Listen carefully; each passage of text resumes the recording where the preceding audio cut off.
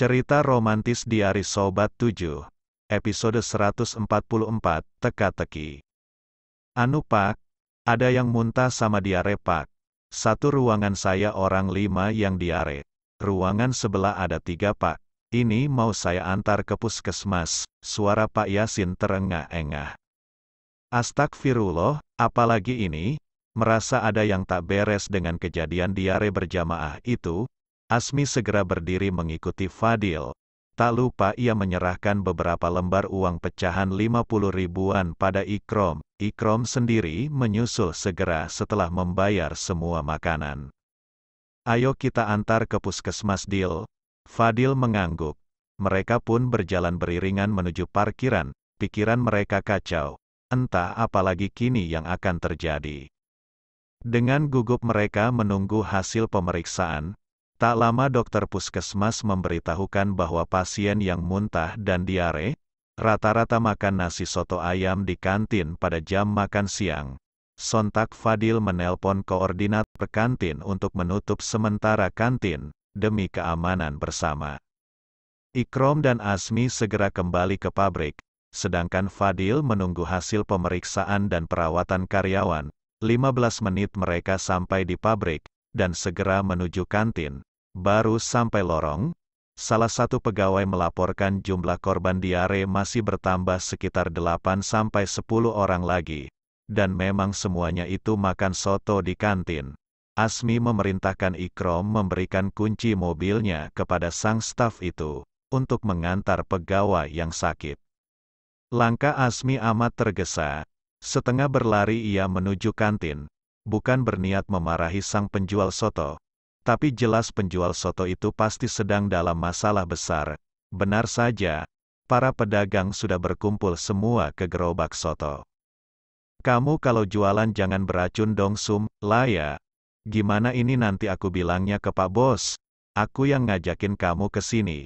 Baru berapa minggu kamu udah berulah toh Keluarkan aja dari kantin, bawa ke polisi sekalian. Iya, setuju. Dulu kantin kita aman. Semenjak Bu Sum jualan soto ayam di sini sekarang jadi keracunan semua. Kantin ditutup, kita rugi semua. Betul-betul. Sumpah Mbak Asih. Aku nggak ngasih racun apa-apa, aku nggak bohong. Apa aku ngeracunin orang? Betul. Tadi subuh saya juga makan soto istri saya. Juga nggak apa-apa, Pak Agus berujar. Hei Agus, kamu jangan belain istrimu. Ya bisa aja kan, racunnya dikasih setelah kamu makan, lagi pula siapa yang tahu kamu makan beneran atau enggak, Taufik pedagang nasi goreng, turut berteriak. Hei Fik, kamu kalau ngomong diatur, jangan sembarangan fitnah, jangan-jangan memang ada orang yang sengaja fitnah saya dan istri saya. Heh, kamu jangan cari kambing hitam, jelas-jelas salahnya di kalian kok masih ngelak. Kambing hitam apa? Jangan fitnah kami ini cuma cari makan. Siapa yang fitnah? Ini kenyataan kan? Jaga omonganmu. Agus sudah menarik kerah kemeja Taufik. Beruntung Asmi dan Ikrom segera datang dan mendengar kericuhan itu.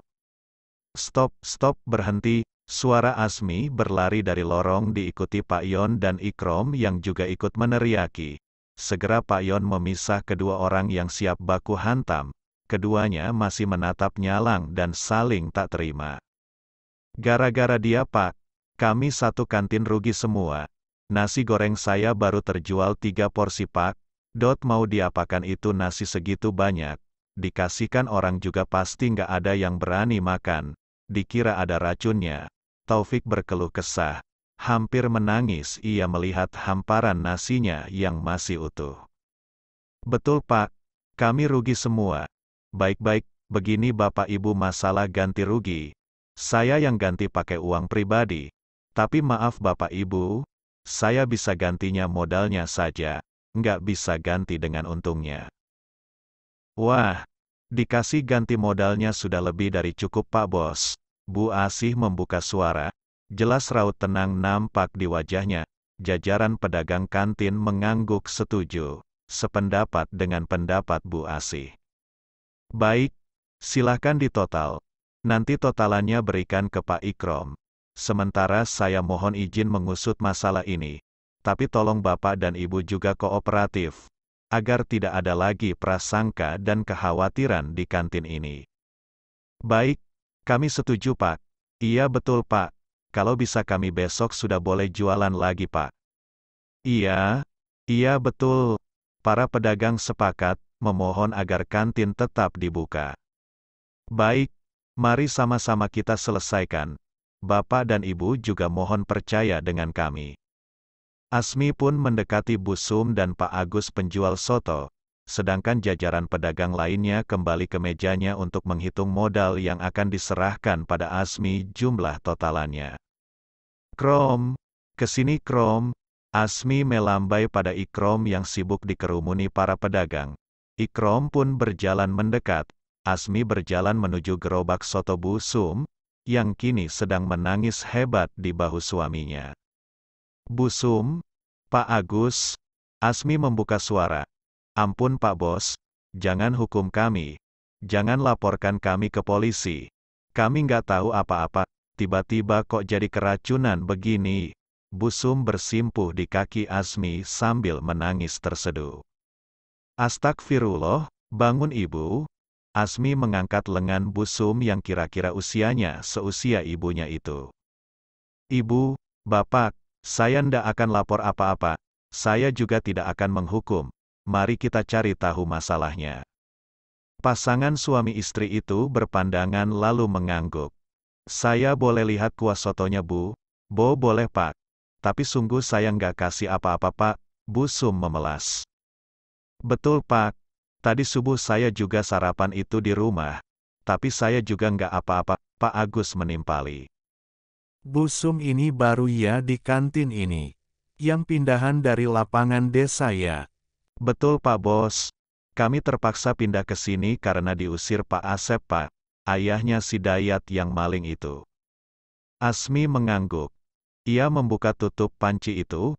Tak ada yang aneh dari penampakan soto itu. Ia pun izin untuk mencicipi kuah itu.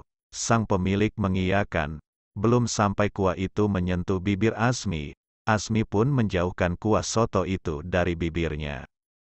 Krom, minta air mineral Krom. Ikrom segera tanggap dan mengambilkan sebotol air mineral. Asmi pun membaca doa pada air mineral itu. Air itu kemudian diciprat-cipratkan pada kuah soto dan ayam yang ada di sana. Pemandangan tak lazim pun segera tampil di sana. Kuah itu tiba-tiba bergejolak. Ada sesuatu yang menggeliat di sana dalam jumlah banyak. Asmi pun mengambil kuah dengan siwur besar. Tiba-tiba kuah yang tadinya normal menjadi dipenuhi belatung. Begitu juga ayam yang dipajang. Belatung nampak timbul di mana-mana. Astagfirullah, kok bisa jadi gini? Ini belatung dari mana semua? Seketika seisi kantin heboh karena penemuan belatung itu. Hi, banyak cacing dan belatung. Hi, semua orang di kantin itu begidik ngeri. Krom, tolong air ini dicipratkan di makanan yang ada di kantin ini. Asmi menyerahkan air itu. Dan benar saja, tak ada yang terjadi di makanan pedagang lain. Ampun Pak Bos, tidak mungkin kami memasukkan belatung. Apalagi kalau itu ilmu hitam. Kami sungguh tidak tahu apa-apa. Pak Agus kembali menghibah. Pak Agus yang tenang. Sekarang saya tanya, ini tadi dimasak di mana? Di rumah Pak Bos. Oh, apa ada yang aneh selama memasak di rumah tadi, atau saat di kantin tadi? Ndak ada Pak Bos. Tapi, tadi di rumah ada orang yang tiba-tiba minta bungkuskan soto. Padahal masih jam 5 dan kami belum siap, tapi maksa minta dilayani. Tapi ya kayaknya yang nggak aneh. Wajar saja kalau ada pembeli yang begitu. Bu Sum mengingat-ingat kembali. Kalau begitu, tolong telepon yang ada di rumah, tolong cek apakah ada yang aneh atau tidak di dapur Bapak Ibu. Segera Pak Agus menghubungi anaknya, dan benar saja, tak lama si anak menelpon jika menemukan buntalan kain putih yang berisi tanah di pojokan dapurnya. Entah siapa yang membawanya, yang jelas keluarga Pak Agus tidak mungkin melakukannya. Asmi pun meminta agar buntalan tanah itu dibawa di sini untuk diamankan. Pak, Bu, kalau begitu mulai besok masaknya di sini saja. Yang lain kan juga dimasak di sini semua tidak ada masalah. Itu ada ruangan kosong, dibersihkan saja. Sementara bisa digunakan masak di sini, supaya tidak ada masalah seperti ini lagi. Baik Pak Bos, terima kasih banyak. Kami mohon maaf atas kelalaian kami. Tidak apa-apa Pak, Bu. Sudah hampir Isya, kala Asmi pulang ke rumah. Ia harus memastikan semua karyawannya yang sakit sudah aman semua meski beberapa mereka harus berobat jalan, kepalanya terasa berat, lelah rasanya memikirkan ini semua. Mas sudah pulang? Sudah, Ning Ayu. Zahra menyambut tas dan sepatu milik suaminya. Ia bantu letakkan semuanya itu di tempatnya. Mandi dulu ya Mas, terus kita makan. Asmi pun menurut, 10 menit kemudian ia sudah memakai kaos putih kesukaannya dengan sarung. Zahra sendiri sudah menyiapkan makan malam di meja makan. Makan Mas, belum lapar Ning Ayu. Asmi pun duduk di teras samping. Zahra pun membuntuti suaminya dengan membawakan wedang jahe. Hari ini melelahkan ya Mas, Asmi pun menceritakan masalah di pabrik tadi seraya memandang wanitanya itu. Kepulan asap mewarnai pembicaraan penuh keluh kesah itu. Ya Allah Mas, perjuanganmu berat sekali. Layan Ning Ayu. Kok ada aja ya ujian? Asmi menggenggam tangan istrinya pelan, mengusap-usapnya seolah mencari ketenangan di sana. Tunggu sini sebentar. Zahra pun kembali dengan membawa sepiring nasi dengan lauk cumi saus padang serta segelas air putih. Makan ya Mas. Zahra masakan spesial buat Mas. Zahra suap aja ya. Lo cumi? Ya, Mas nggak suka? Suka Ning, suka. Kok bisa pas ya? Tadi siang Mas mau beli cumi di kantin. Ternyata habis. Lah sekarang malah kamu masakan? Asmi tersenyum simpul. Oh gitu. Jodoh kali ya Mas. Makanya bisa sehati gitu. Aak. Zahra menyuap nasi setelah berkomat kamit membacakan doa. Sang suami menurut, menerima suapan istrinya. Enaknya Ning Ayu, kamu tambah pinter masak. Asmi kembali mengunyah nasi dan potongan cumi itu. Alhamdulillah, lega kalau Mas suka. Aku mikir banget buat masakan hari ini Mas, pengen yang spesial buat Mas. Kamu aja sudah lebih dari spesial Ning Ayu. Ih, gombal lagi, ayo lagi. Nggak mau ah, kok nggak mau, ganti aku yang suapin kamu Ning Ayu. Nggak mau, Mas dulu aja, kita sama-sama makan ya. Oke. Keduanya menyelesaikan makan malam dengan adegan suap-suapan di bawah rembulan. Mereka pun segera masuk kamar setelah membersihkan badan dari sisa makanan, lelah. Hanya itu yang dirasakan Asmi. Ingin rasanya ia segera mendekap istrinya dalam-dalam ke arah dekapan. Entah mengapa, ia butuh sebuah pelukan. Ning Ayu, peluk. Zahra tersenyum manis. Daster berwarna pink favoritnya menghias tubuh rampingnya.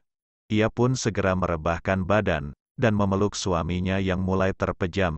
Rambut hitam lurus itu pun dicumbui manja oleh sang pria. Aroma mawar sayup-sayup menguar dari mahkota hitam panjang itu. Kok tiba-tiba ngantuk ya? Asmi mulai menguap. Memang sama kamu itu paling nyaman sedunia Ning Ayu. Langsung pengen bubuk kan aku jadinya. Iya bubuk aja Mas. Keduanya saling memeluk. Zahra sendiri ikut mengantuk. Matanya mulai terpejam menikmati suara jangkrik dan serangga malam yang beradu. Ning Ayu, dalam Mas. Aku nggak bisa tidur. Katanya tadi ngantuk. Iya, ngantuk, tapi nyut-nyut. Hah, nyut-nyut apa? Lututnya. Mas nggak kolesterol kan? Bukan? Aman Ning Ayu, bukan lutut. Terus, yang itu. Yang apa sih Mas?